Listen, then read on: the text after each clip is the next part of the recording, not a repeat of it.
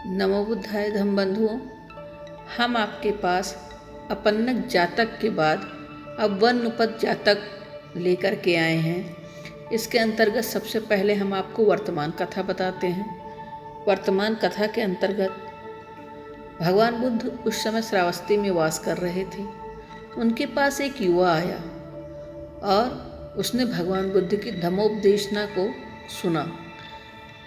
धम्मोपदेशना को सुन करके वो इतना प्रभावित हुआ कि वहीं पर उन्होंने उपसंपदा ग्रहण कर ली। जब उस युवा ने उपसंपदा ग्रहण कर ली तो 5 वर्ष उसके बीत गए उपसंपदा ग्रहण करने के बाद। फिर वो जब 5 वर्ष का हो गया तो उसकी 2 मातृकाएँ, जिसमें भिक्षु और भिक्षुणी प्रातिमोक्ष और विपश्यना आचरण सीखकर बुद्ध से अपने चित्त के अनुकूल योग क्रिया ग्रहण की, एक जंगल में प्रविष्ट हो गया और वहीं पर उसने अपनी एकांतवास की साधना की शुरुआत की। जब वर्षावास के 3 महीने बीत गए तब भी उसको ऐसा ही लगता रहा कि मेरे अंदर कुछ परिवर्तन नहीं आ रहा, या इस साधना का जो फल मिलना था वो मुझे नहीं मिल रहा है। ये सोचकर वो बहुत ही दुखी हुआ और उसने सोचा, भगवान बुद्ध ने 4 प्रकार के व्यक्ति कहे थे, शायद मुझ में चौथी प्रकार का ही व्यक्त होने का गुण है, इसीलिए मैं उस पद परम को पा नहीं सका, मैं वो फल पा नहीं सका, मैं शायद कभी भी ना पा सकूं। ये सोचकर उसने सोचा, इससे अच्छा है कि मैं भगवान बुद्ध के ही समीप रहूं, कम से कम उनके सुंदर मुखारबिंदु को देखते हुए उनके धम्मोपदेशना सुनने का तो लाभ प्राप्त होगा। ये सोचकर वो जंगल से बाहर आ गया और भंते के वेश में वो अपना घूमने लगा या चारिका करने लगा। तो वो चारिका करते करते उसके कुछ भंते जो पहचानते थे वो मिल गए। तो उन्होंने कहा, कहाँ घूम रहे हो? तो उसने बताया कि मैं कोई फल प्राप्त नहीं कर सका, इसलिए घूम रहा हूँ। तब उसने क्या किया, उन भंतों ने कहा कि तब यहाँ क्यों घूम रहे हो, चलो भगवान बुद्ध के पास चलते हैं। जब भगवान बुद्ध के पास वो पहुँचे, जो भिक्षु लेकर के उनको गए थे उनके भगवान बुद्ध के पास, उनसे उन्होंने पूरी बात बताई कि हमको ये बाहर घूमते हुए मिले। तो भगवान बुद्ध ने उनसे पूछा कि क्या हुआ। तब वही चीज़ उन्होंने कहा कि मुझे लगता है कि मैं ये फल प्राप्त नहीं कर सकता। मैंने 3 माह व्यतीत किए और पूरे एकाग्र मन से मैंने ध्यान लगाया, विपश्यना की, लेकिन फिर भी मुझे लगता है कि मैं उस सुख को, उस परम सुख को मैं प्राप्त नहीं कर सकता, क्योंकि मुझे उसका थोड़ा सा भी लक्षण मात्र भी अनुभव नहीं हुआ। तब भगवान बुद्ध ने कुछ नहीं कहा। फिर भगवान बुद्ध ने अपने धर्मोपदेश में फिर एक कथा सुनाई। उस कथा के अंतर्गत भगवान बुद्ध ने फिर काशी की ही कथा सुनाई कि ब्रह्मदत्त राजा के पास की कथा, कि ब्रह्मदत्त राजा जो कि वाराणसी के थे, उनके समय में व्यापारी लोग जो थे वो बाहर जा कर के व्यापार करते रहते थे। बैलगाड़ी में सामान लाते थे और चले जाते थे व्यापार करने दूर, और व्यापार करने के बाद फिर लौटकर आते थे। ऐसा करते कई बहुत सारे व्यापारी थे। जैसा कि मैंने आपको पन्नक वग में भी एक व्यापारी की ही कथा सुनाई थी। तो साथियों, एक व्यापारी बहुत सारे बैलगाड़ियों को लेकर के वो भी कांतार में उसने प्रवेश किया।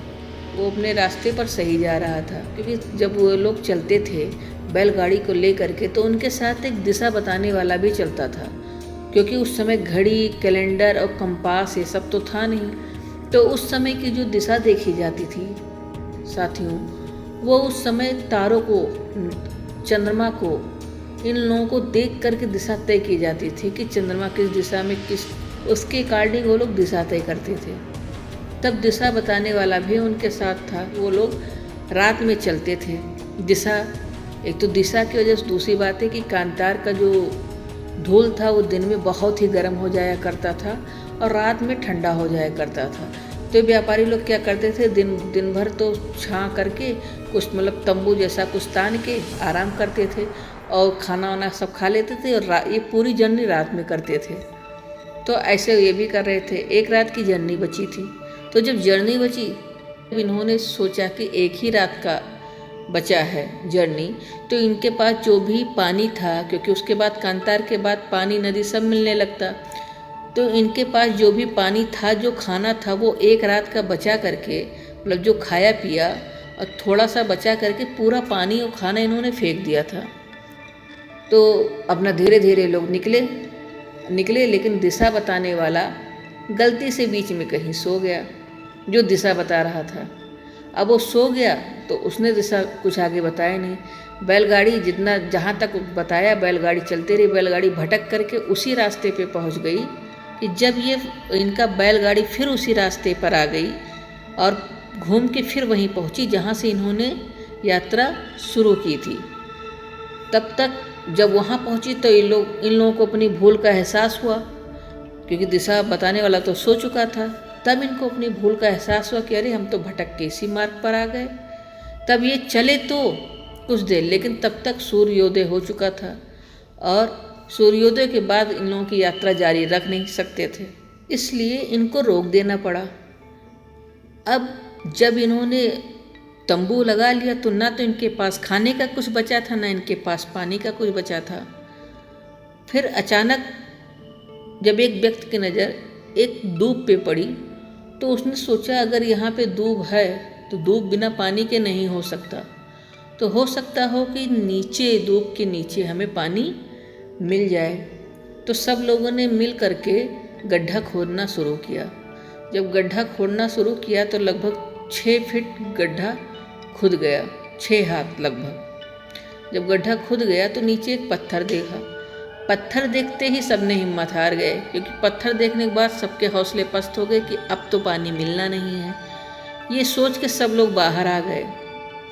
तब एक जो बुजुर्ग था उसने उससे कहा, उस व्यक्ति से जिसने देखा था, कि अगर सबकी तरह तुम भी हिम्मत हार जाओगे तो कैसे काम चलेगा। ऐसा करो, तुम जाके प्रयास करो, देखो पत्थर के नीचे पानी हो सकता है।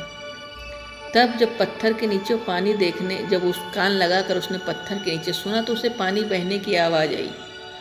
लेकिन चूंकि सबकी हिम्मत जवाब दे चुकी थी, फिर भी उसने हिम्मत नहीं हारी। वो अकेले उसने खुदाई की और जैसे पत्थर टूटा वैसे बहुत ऊंचाई तक तुरंत पानी उसने फेंका, पानी का फव्वारा फेंका। लोगों ने खूब पानी को यूज किया और नहाया और उसके बाद काम का पानी और भर करके ले करके फिर चले गए। वहाँ जाने के बाद उन लोगों ने बहुत अच्छा व्यापार किया। खूब अच्छे व्यापार करने के बाद वो लोग लौट के अपने घर को आ गए। तो साथियों, ये थी आज की कथा के ऊपर भगवान की अतीत की कथा।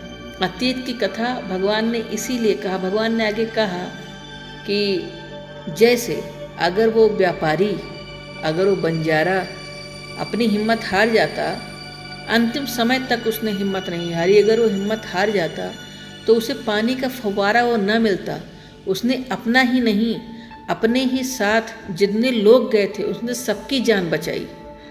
तो फिर उन्होंने अपने उस भंते को, जो अपनी हिम्मत हार गया था, उसको संबोधित करके कहा कि अगर वो पानी ला सकता है, उस रेगिस्तान में पानी मिल सकता है प्रयास करने से, तो तुम्हें वो साधना क्यों नहीं प्राप्त हो सकती, तुम्हें वो सुख क्यों नहीं प्राप्त हो सकता, तुमने अंतिम लक्ष्य तक तुमने क्यों नहीं उसका अभ्यास किया, क्यों वो अभ्यास छोड़ दिया। ये कहकर भगवान ने उसे समझाया। तब भगवान बुद्ध ने दोनों में तुलना की कि जैसे उस समय जो व्यक्ति हिम्मत हार गए थे, वो समझिए कि ये जो मेरा आज का भंते है, चुल्लुप स्थापक उनका नाम था।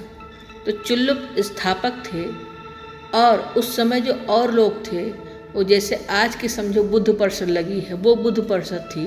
और जिसने उन्हें समझाया था, जो प्रधान था उस समय का, वो प्रधान समझो मैं था।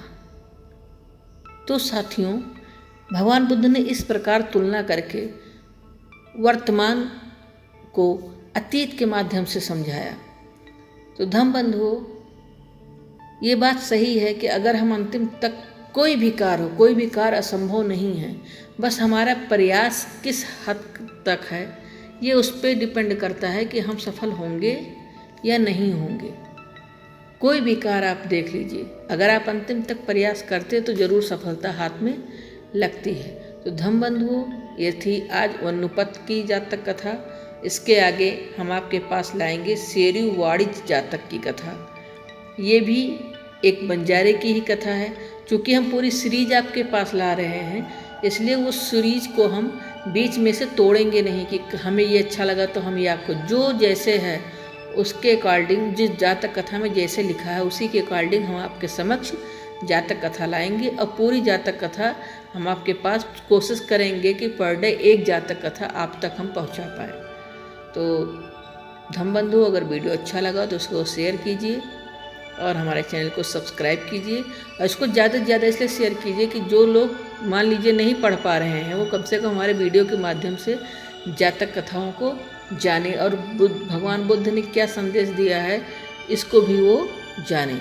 नमो बुद्धाय धम्म बंधु।